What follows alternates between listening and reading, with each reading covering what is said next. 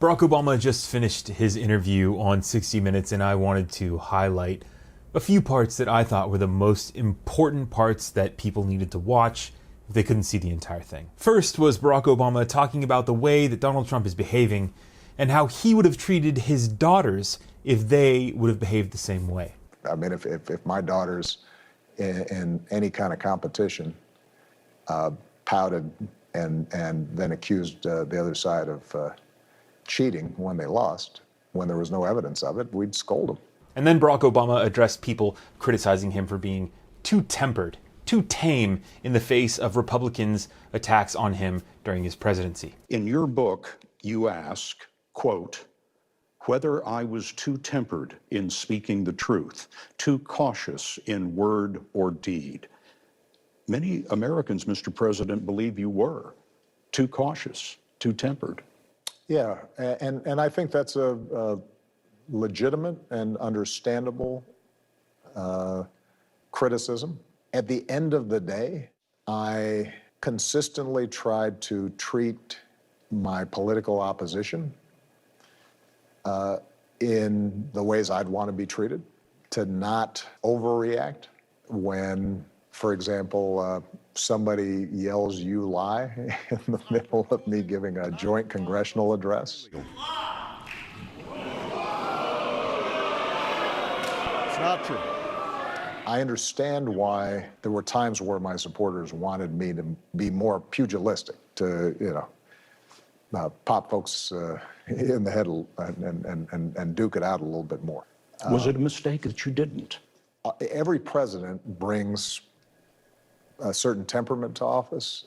I think part of the reason I got elected was because I sent a message that fundamentally I believe the American people are good and decent, and that politics doesn't have to be some cage match in which everybody is going at each other's throats. And that we can agree without being disagreeable. I mean, I think it really says something about the Republican Party that they can't even abide by the golden rule that we were all taught in the second grade. But anyway, we'll move on. Barack Obama also addressed the police state here in the United States. We have a criminal justice system in which we ask, oftentimes very young, oftentimes not very well-trained, officers to go into communities and just keep a lid on things. And, we don't try to get at some of the underlying causes for chronic poverty. So if we're going to actually solve this problem, there's some specific things we can do to make sure that our contracts with police officers don't completely insulate them when they do something wrong. Putting money into budgets for training these police officers more effectively, teaching police officers not to escalate, but to de-escalate. But it's important for us not to let ourselves off the hook and think this is just a police problem, because those shootings, that devaluation of life is part and parcel with a legacy of discrimination and Jim Crow and segregation that we're all responsible for. And if we're going to actually put an end to racial bias in the criminal justice system, then we're going to have to work on doing something about racial bias in corporate America and bias in where people can buy homes. And that is a larger project in which the good news is all of us can take some responsibility. We can all do better on this front than we've been doing. The former president also discussed his plans to renovate the east side of Chicago in his name. Today, at age 59, Mr. Obama is working on his presidential center. So this is going to be on the south side of Chicago in historic Jackson Park, and it's the place where Michelle and I met, where I first started in public life. His team brought this model to show us.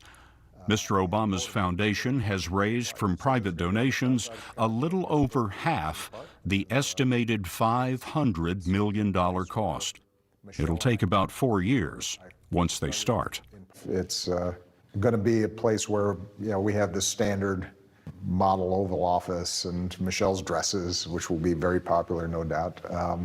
But also, a whole host of facilities that allow us to provide classroom training to young people who are interested in public service, and to beautify a park that can serve a whole bunch of young people who've been underserved in the past. And if a romantic story about a president rebuilding a city based on where he fell in love isn't romantic enough for you, then honestly, you need to click away. Finally, President Obama, and this is probably the most important part of this interview, addressed Donald Trump in a note that specifically said, this job is temporary. You need to leave it better than when you got it. In his last moments in the Oval Office, Mr. Obama left a note in the president's desk for his successor. It read in part, "We are just temporary occupants of this office. It's up to us to leave the instruments of our democracy at least as strong as we found them."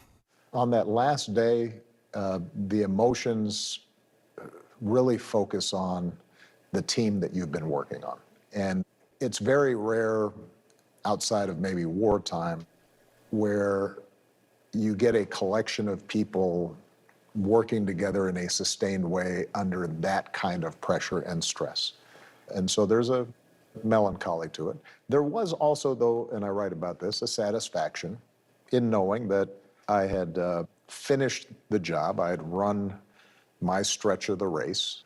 And I could say unequivocally, despite regrets and disappointments about some things not getting done, the country was better off when I left than when I got there. Now, Donald Trump has not done that. He has done everything he can to tear this nation apart. But what we saw in this 60 Minutes interview is a man, a president, who is trying to make our nation better than it was the day before. And that's all we can ask for. And that's all we can aspire to do with our lives. So if I can leave you with anything from this 60 Minutes interview, Barack Obama's 8 years in office,